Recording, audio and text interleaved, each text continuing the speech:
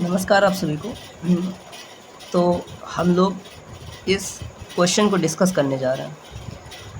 ये क्वेश्चन आप देखेंगे और आप तुरंत इसका जवाब बता देंगे कि क्या है इसका answer, because it is easy to answer it. But our purpose is to cover all these things mentioned here in these options. For time being, we will limit our discussion to the important committees. इसलिए national commission to review the working of the constitution इसको हम अभी discuss नहीं करेंगे और ARC को भी discuss नहीं करेंगे। ऐसा क्यों कर रहा हूँ मैं?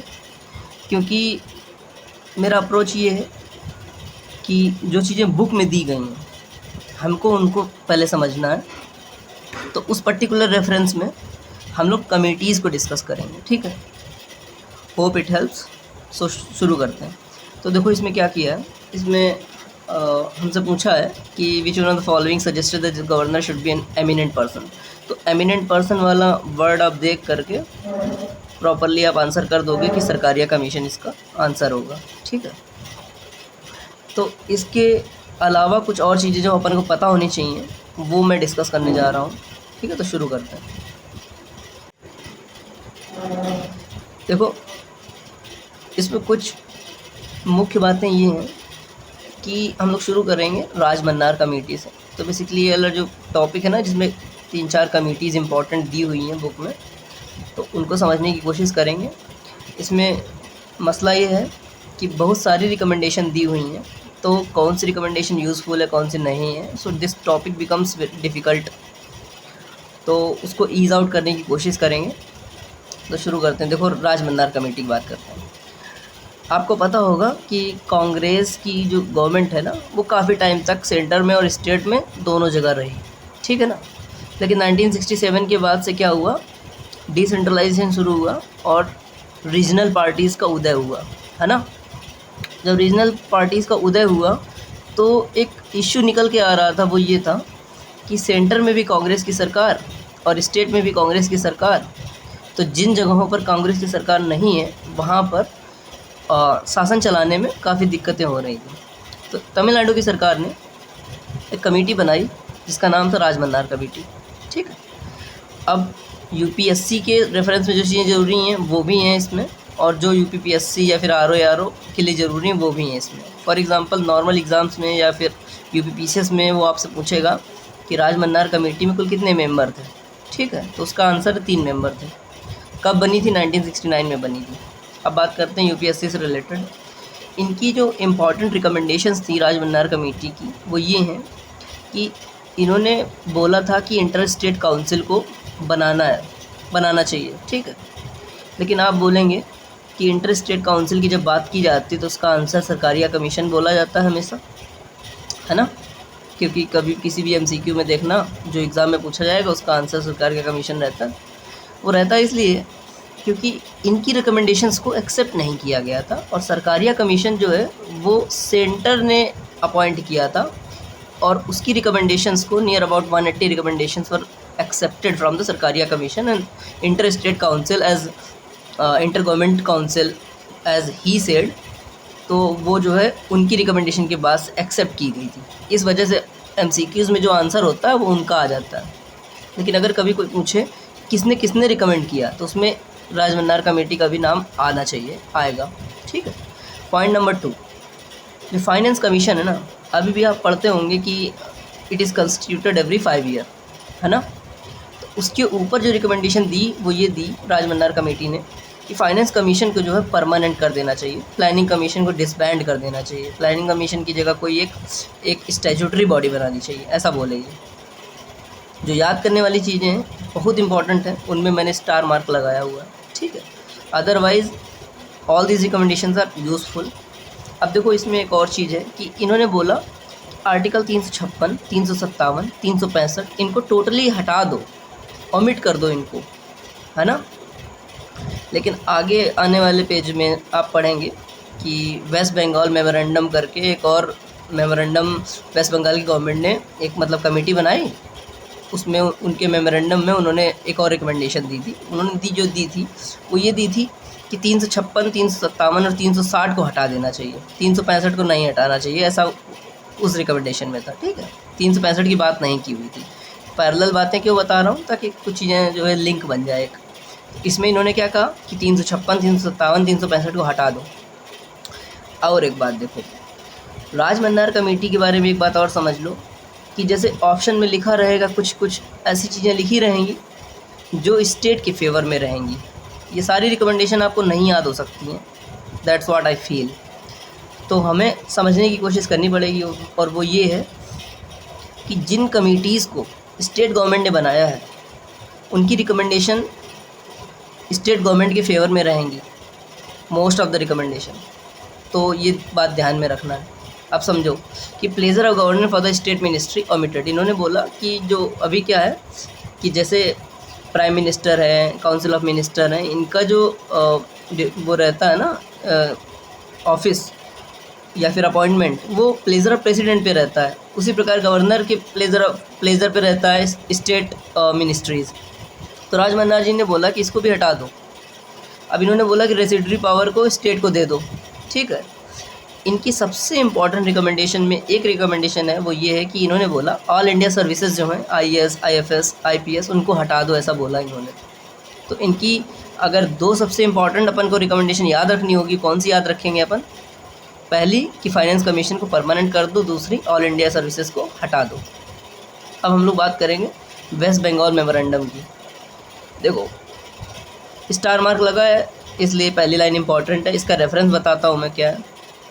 आपने सुना होगा कि तमिलनाडु की गवर्नमेंट है ना, उसने क्या किया, उसने एक कुछ वर्ड प्ले चल रहा था। वो लोग बोले कि इंडिया यूनियन है ना, सेंटर वर्ड हम यूज़ नहीं करेंगे, हम यूनियन वर्ड यूज़ करेंगे, ऐसा उन्होंने बोला हुआ था। तो वेस्ट बंगाल मेमोरेंडम में क्या बोला कि union should be replaced by federal, है ना। इन्होंने फेडरल को ज़्यादा तवज्जो दी।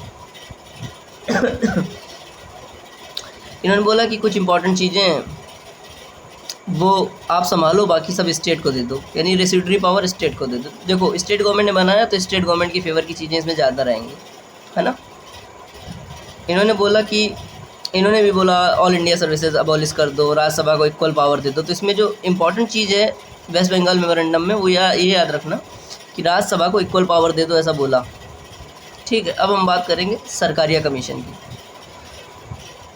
देखो सरकारिया कमीशन को अपॉइंट किया गया 1983 में, ठीक है। तो UPPCS में ऐसा क्वेश्चन आता है, 3-4 कमीशन दे देगा और बोलेगा कि इसका सीक्वेंस सेट करो, ऐसे आते हैं क्वेश्चन। सरकारिया कमीशन में 3 मेंबर थे, और इसकी सबसे इम्पॉर्टेंट चीज़ ये है कि इसने बोला कि स्ट्रक्चर जो है वो बिल्कुल सही है, स्ट्रक्चर में कोई चेंज करने की आवश्यकता नहीं। स्ट्रक्चर क्या है हमारा स्ट्रक्चर ये है कि centre is more powerful than the state. He said it is all about functional relationship. अब इन्होंने बोला कि इंटर गवर्नमेंट काउंसिल बनाना चाहिए, तो वो बना दी गई, ठीक है।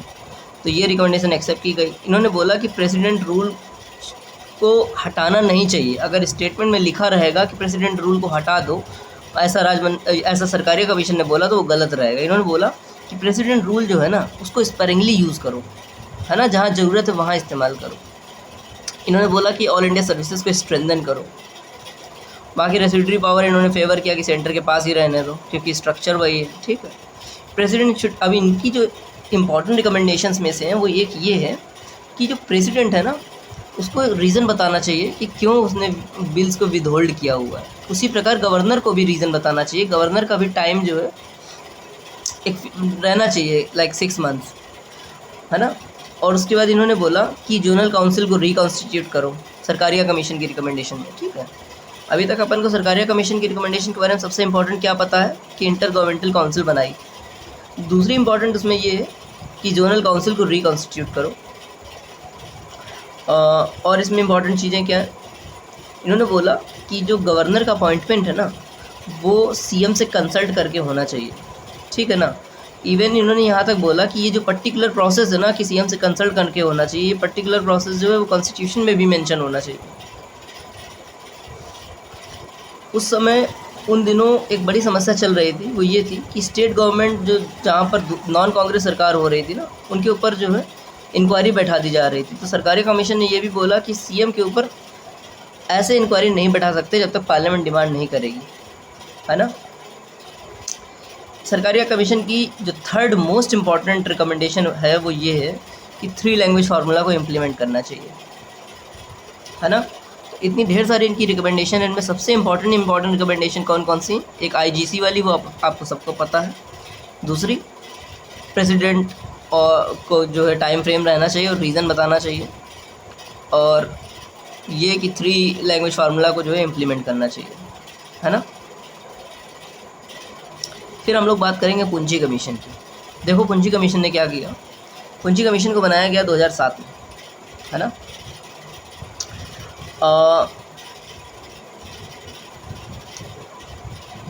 पुंजी कमीशन ने क्या किया कि इससे पहले जो रिपोर्ट्स आई उसको पुंजी कमीशन ने स्टडी करी हैवीली, और सरकारिया कमीशन को जो है हैवीली स्टडी की, ठीक है। सरकारिया कमीशन की बहुत सारी रिकमेंडेशंस को इन्होंने क्या किया, रीप्रोड्यूस किया। तो जो गवर्नर वाला क्वेश्चन अभी हम लोगों ने देखा था ना यूपीएससी में जो पूछा हुआ था, है ना, जो एमिनेंट पर्सन वाला, तो क्यों पूछा जाता है? उसके पीछे एक फंडामेंटल रीज़न ये है कि सरकारिया कमीशन ने रिकमेंडेशन दी, और वो रिकमेंडेशन जो है पुंजी कमीशन ने भी उस रिकमेंडेशन पे अपनी मुहर लगाई। पुंजी कमीशन ने भी बोला कि सरकारी कमीशन की वाली रिकमेंडेशन सही है and it should be accepted, ऐसे करके, ठीक है। तो ये मुझे एक फंडामेंटल रीज़न लगता है। अब आगे देखो, इसमें इन्होंने बोला कि फाइनेंस कमीशन को जो है फुल फ्लेज ऑफिस में कन्वर्ट कर दो, और serving as the permanent secretary for the finance commission, जो मिनिस्ट्री ऑफ फाइनेंस है उसके अंतर्गत इसका परमानेंट सेक्रेटरीट बना दो, ठीक है। अब आप फिर से याद रखो कि फाइनेंस कमीशन को परमानेंट करने के लिए सबसे पहले किसने बोला था? राजमन्नार कमीशन ने। आगे देखो, governor should have the right to sanction for the prosecution of the state minister against the advice of the council of ministers. अब ये बड़ी जो है रेडिकल रिकमेंडेशन है, इसलिए इसको याद रखो। इन्होंने बोला कि गवर्नर को अधिकार होना चाहिए कि अगर कोई मिनिस्टर जो है सही नहीं कर रहा है तो उसको प्रोसिक्यूट करने का जो अधिकार होना चाहिए, है ना। इनकी एक और रिकमेंडेशन यूज़फुल है, वो ये है, inter state trade and commerce commission जो है स्थापित करना चाहिए, एंड उसका जो वर्डिक्ट रहेगा should be final and binding on all states as well as union of India, ठीक है। आगे देखो,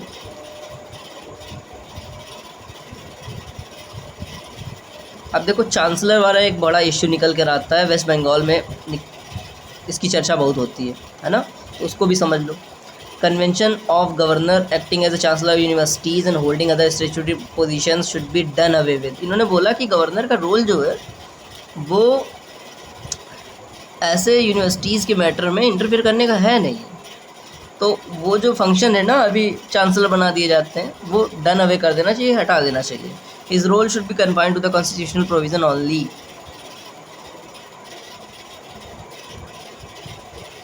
अब एक चीज़ और ये है कि time period of the president to respond on the state bills. अब स्टेट के जो बिल जाते हैं प्रेसिडेंट के ऊपर, अगर सेंटर में दूसरे की सरकार है तो वो प्रेसिडेंट कभी कभी क्या करते हैं, विदहोल्ड कर लेते हैं, है ना, पॉकेट वीटो लगा देते हैं। तो इन्होंने बोला कि एक टाइम पीरियड इसमें जो है फिक्स होना चाहिए, है ना। सरकारिया कमीशन ने क्या बोला था इस रेफरेंस में? सरकारिया कमीशन ने भी बोला था, सरकारिया कमीशन ने बोला था कि रीज़न बताना चाहिए कि अगर आप विदहोल्ड कर रहे हो तो, ठीक है। वैसे इतना ज़्यादा कन्फ्यूज़न वाली चीज़ें नहीं पूछते हैं, बस इतना समझो कि कुछ इंपॉर्टेंट चीज़ें होती हैं वही पूछी जाती हैं, और वो ये हैं कि जो ट्रेड कॉमर्स कमीशन है स्थापित करने के बाद जो प्रोसिक्यूट करने की बात हो गई पुंजी कमीशन की, है ना, फाइनेंस कमीशन को जो फुल फ्लेज कर उसका सेक्रेटरीट कहाँ बनाया जाना चाहिए, फाइनेंस मिनिस्ट्री के अंतर्गत बनाया जाना चाहिए, ये तीनों चीज़ें जो है ज़्यादा इंपॉर्टेंट है। और क्या बच रहा है इसमें? हाँ, पुंजी कमीशन की एक और रिकमेंडेशन यूज़फुल है, वो ये है कि ऑल इंडिया सर्विसेज बनाने चाहिए हेल्थ, इंजीनियरिंग, जुडिशरी में भी, ठीक है। तो ये कुछ रिकमेंडेशन है जो काफ़ी यूज़फुल है। एक चीज़ मैं आपको और दिखा देता हूँ कि ऐसे आप पढ़ लेंगे, सुन भी लेंगे ना, तब भी याद नहीं रख पाएंगे सब चीज़ें।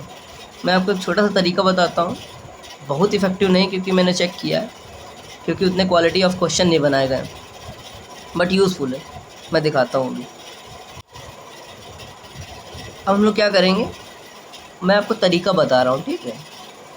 तरीका ये है कि जो चीज़ आपको नहीं याद हो रही हुआ करे, आप क्या करेंगे, गूगल पे जाइए, उस पर्टिकुलर चीज़ को टाइप करिए, और एग्ज़ाम रोबोट एक अच्छी सी साइट है, वो लोग क्या किए हैं, उनका सिस्टम मशीन लर्निंग पे बेस्ड है, तो वो लोग उस पर्टिकुलर वर्ड की हीट मैप जनरेट करते हैं और वो वर्ड कहाँ कहाँ पे इस्तेमाल किया गया, किस किस एग्ज़ाम में पूछा गया है, उसके तमाम सारे जो क्वेश्चन हैं वो आपको शो करते हैं। ठीक है, तो ये जो क्वेश्चंस हैं ये मैंने वहीं से लिए हुए, आप उसको करके देखिएगा।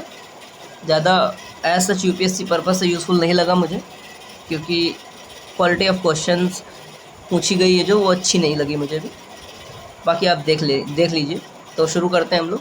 इसने बोला कि विच one of the following commission was set up in person of the definite provision and an article of the constitution of India. ठीक है, इलेक्शन कमीशन की स्थापना संविधान के अनुच्छेद के अंतर्गत की गई। ठीक है, अब अगला देखो, which one of the following committees report recommended the establishment institution of Lokpal and Lokayukta. ये क्वेश्चन अच्छा है, फर्स्ट एडमिनिस्ट्रेटिव रिफॉर्म कमेटी। ठीक है, तो ये अच्छा क्वेश्चन है। अब आपका काम ये है कि सिर्फ इसका आंसर नहीं देख लेना है, बस यही मैं बताने वाला हूँ। आपका काम, मेरा काम ये है कि अगर गोर वाला रिपोर्ट लिखी हुई है ना, तो अपन को पता होना चाहिए कि गोर वाला रिपोर्ट है क्या। ठीक है, एडमिनिस्ट्रेटिव फंक्शन से रिलेटेड है। Fundamental duties were incorporated in the Indian constitution on the recommendation of. Fundamental duty की बात कर रहा स्वर्ण सिंह कमेटी, बता लेंगे आप। तो हमको ये भी पता होना चाहिए कि शाह कमीशन का रोल कहाँ पे आया, है ना। संथानम कमेटी कहाँ पर आई, तो विजिलेंस कमीशन जब बनाया गया संथानम कमेटी वहाँ पे आई। नाबार्ड बनाया गया, वहाँ पे संथानम कमेटी आई। शाह कमीशन का रोल कहाँ पे आया, जब स्टेट रीऑर्गेनाइज हो रहे थे 1964 के आसपास, तो वहाँ पर शाह कमीशन का रोल आया। तो एक बार फिर से उसको रिवाइज कर लेना। और देखो, the creation of the institution of the Lokpal was first recommended by administrative reform commission. इसमें अपन को क्या पता होना चाहिए कि एडमिनिस्ट्रेटिव रिफॉर्म कमीशन जो है कब बनाया गया, उसका हेड कौन था, पहला कमीशन कब बनाया गया, दूसरा कमीशन कब बनाया गया, है ना। तो जो पहला एडमिनिस्ट्रेटिव रिफॉर्म कमीशन बनाया गया उसके हेड थे मोरारजी देसाई, उसके बाद हनवंतैया बनाए गए। ठीक है, और देखो इसमें the creation of the institution of the Lokpal अपन ने देख लिया। अब इसमें देखो, ये यूपीएससी का क्वेश्चन है। ठीक है, और इसमें एक चीज़ ये, खैर यूपीएससी क्वेश्चन के बाद में डिस्कस कर लेंगे, लेकिन इसमें देखो अब आ गया तो देख लेते हैं। सपोज अपन को नहीं पता एन गोपाला स्वामी अयंगर कमेटी ने क्या बोला, ठीक है, पर यूपीएससी के क्वेश्चन में क्या है, अपन को सीखना है कि कितना कामली क्वेश्चन पढ़ना है और क्वेश्चन के कीवर्ड को कैच करना। This is what we need to learn over the period. यही हमारा जो है सीखने का काम। N Gopalaswami Ayyangar committee suggested the minister and the secretary be designated solely for the pursuing subject administrative reform promoting it, है ना। पढ़ेंगे ऐसा लगेगा सारा बहुत कठिन है, समझ में नहीं आएगा, लेकिन क्या कह रहा है ना, अगर वो सीख गए ना हम लोग रीड करना बिटवीन द लाइंस, तो मज़ा आ जाएगा। इसमें बोल रहा है कि एक पर्टिकुलर मिनिस्टर, एक पर्टिकुलर सेक्रेटरी को अपॉइंट कर दो कि अयंगर की एडमिनिस्ट्रेटिव रिफॉर्म्स को वो हैंडल करे, है ना। तो ये तो फुल टाइम उसको जॉब देने की बात कर रहे हैं, है ना। तो फुल टाइम तो फाइनेंस कमीशन की जॉब फुल टाइम नहीं है, समझ रहे हैं आप पॉइंट। तो ये अलग, इस वजह से अलग अलग। दूसरा, इसमें 1966 के रिकमेंडेशन पे जो मिनिस्ट्री डिपार्टमेंट ऑफ पर्सनल बनाया गया, तो ये थोड़ा चीज़ जो है आप पढ़ाई करेंगे तो ओवर द पीरियड आपको पता चल जाएगा। तो सेकंड वाला इसका करेक्ट है। इसमें देखो, who among the following was the chairman of the national commission of the review of the working of the constitution, justice M N. Venkatachaliah. ठीक है, तो ये इसका आंसर हो गया। और इसमें क्या है, ठीक है, अब जैसे जे.एस. वर्मा लिखा हुआ है, तो जे.एस. वर्मा आप लोगों ने कहाँ पढ़ा था इससे पहले, तो यूज़फुल है काफ़ी क्रिमिनल जस्टिस सिस्टम में। विच one of the following is not a recommendation Sarkaria commission. अब देखो, सरकारिया कमीशन के ऊपर क्वेश्चन आसान पूछे हुए हैं, लेकिन जो बुक में कंटेंट दिया हुआ है, जो क्वेश्चन जो टॉपिक्स हम लोगों ने कवर किए हैं, अच्छी चीज़ें कवर करी हैं, वो पूछी नहीं गई हैं। पूछ लेंगे तो मज़ा आ जाएगा। बाकी ये तो आसान है, क्योंकि चीफ जस्टिस के बारे में कुछ भी नहीं कहा है इन्होंने। ठीक है, तो आंसर इसका बी है। फिर इसमें देखो क्या है, सीक्वेंस करने के लिए बोला है। सेकेंड एडमिनिस्ट्रेटिव रिफॉर्म कमीशन कब बनाया गया, 2005 में। 11th फाइनेंस कमीशन कब बनाया गया, मान लो अपन को नहीं पता। पूंजी कमीशन कब बनाया गया, 2007 में। सरकारिया कमीशन कब बनाया गया, 1983 में। ठीक है, तो ऐसे करके कुछ चीज़ें याद होंगी, उससे आंसर निकल आएगा। Which one of the following suggested that the governor should be an eminent person, Sarkaria commission. Financial distribution between the union the state takes place, इसका आंसर आप बता देंगे, फाइनेंस कमीशन, है ना। Which one of the following commission has not examine the issue of removal of the governor of the state, तो किसने removal of the governor of the state नहीं examine किया है? तो इसका आंसर ठक्कर कमीशन है। ठक्कर कमीशन ने क्या किया था? ठक्कर कमीशन को बनाया गया था गांधी जी के असैसिनेशन के मैटर से रिलेटेड, कि असैसिनेशन क्यों हुआ ऐसे करके, ठीक है। तो इसका आंसर भी है। Then central vigilance commission Santhanam committee के रिकमेंडेशन है, ठीक है। तो अपन को पता होना चाहिए दिनेश गोस्वामी कमेटी का रिकमेंडेशन क्या है, ठीक है, इलेक्शन फंडिंग से रिलेटेड है। नरसिम्हा कमेटी बैंकिंग रिफॉर्म से रिलेटेड है। तरकुंडे कमेटी क्या है? वो भी इलेक्शन फंडिंग से रिलेटेड है शायद, है ना। तो बाकी चीज़ें भी अपन को पता होनी चाहिए। जो चीज़ें याद आया करें आप कमेंट करके बता सकते हैं, नहीं याद आए तो गूगल कर लीजिए तुरंत, ठीक है। तो पढ़ने का तरीका ये है कि हॉलिस्टिक वे में कवर करो चीज़ें, तो मेहनत ज़्यादा लगेगी बट आई बिलीव कि हेल्प करता है। अशोक मेहता कमेटी की बात की गई तो पंचायती राज से रिलेटेड है। Which of the following deal with the subject of the local self government? Balwant Rai Mehta. The inter state council was set up 1990, Sarkaria commission. अब इसमें लिखा हुआ है मुंगेरी लाल कमीशन क्या होता है, ठीक है, तो इसको भी ढूंढ लेना। विच one of the following is not a recommendation of the Ashok Mehta committee? Creation of 3-tier system, reservation of seats for the schedule type, compulsory power the taxation of Panchayati Raj institution. अब कंपल्सरी लिखा हुआ है, open participation in Panchayati Raj system, तो इसका answer क्या होना चाहिए? इसका आंसर भी जो है compulsory power of the taxation to Panchayati Raj institution, open participation. तो एज सच देखो इसका आंसर याद नहीं आ रहा, पर अगर टिक करना होगा तो क्या करेंगे? ओपन पार्टिसिपेशन पॉलिटिकल पार्टीज पंचायती राज अफेयर्स। अभी तो नहीं अलाउड है ये, ठीक है, और अभी अलाउड नहीं तो इसका मतलब है उस समय भी नहीं किया रहा होगा। Creation of 3-tier system, 3-tier system किसने बताया? बलवंत राय मेहता ने बताया था। Reservation of the seats for the schedule caste, ये तो किया ही होगा, तो ऑप्शन इसका बी होना चाहिए, तो डी होना चाहिए। Compulsory power the taxation to Panchayati राज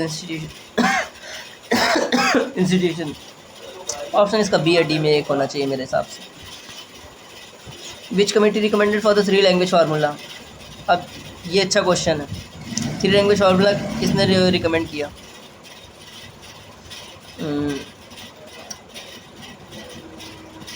इसका हम लोगों ने क्या पढ़ा था? 3 लैंग्वेज फार्मूला किसने रिकमेंड किया? हम लोगों ने पढ़ा था 3 लैंग्वेज फार्मूला जो है सरकारिया कमीशन हम लोगों ने शायद पढ़ा था, लेकिन Kothari commission, Rajamannar commission, Dutt committee, तो ये मतलब देख लेना। वैसे पर्पज़ ये है कि कोई कुछ चीज़ जो है कठिन हो जाया करे तो उसके ऊपर से जो है सेपरेट MCQ सॉल्व करके काम बन सकता है, ठीक है। लेकिन government following states is Rajamannar committee, Rajamannar committee किसने अपॉइंट करी? तमिलनाडु ने अपॉइंट करी। तो एक बार में कुछ चीज़ें नहीं याद हो पाएंगी, but if we read it once और twice things will be better. 2-3 जगह जैसे मतलब कुछ चीज़ें नहीं बता पाया क्योंकि चीज़ें नहीं याद हो पाती हैं सच कम्प्लीटली, है ना। और मेरा पर्पज़ ये है भी नहीं कि सब चीज़ें जो है ऐसे बता सकूँ मैं। मेरा पर्पज़ ये है कि how to read the things, ये जो है खुद को भी सीखना है और आपको भी सिखाना है, तो यही मेरा पर्पज़ है। बाकी होप इट हेल्प्स। अब ये वाला जो क्वेश्चन है अपन इसमें थोड़ा सा कंफ्यूज हो गए, लेकिन मार्क करना होता है एक्चुअल पेपर में तो शायद कर लेता, क्योंकि ये पता है कि 3 लैंग्वेज फार्मूला, अब जैसे अभी रिसेंटली पढ़ लिया हम लोगों ने कि सेंटर स्टेट रिलेशन से हम लोगों ने पढ़ लिया था, इस वजह से कन्फ्यूज़न हो गई उसमें। बट कोठारी कमीशन जो है वो एजुकेशन से रिलेटेड है, तो यही करके आता, गूगल भी किया मैंने, तो आंसर कोठारी कमीशन है इसका, है ना। तो ठीक है, इसकी अलग से अपन लिस्ट बनाएंगे और उसको जो है फिर से याद करेंगे। चलो तब तक के लिए थैंक्स।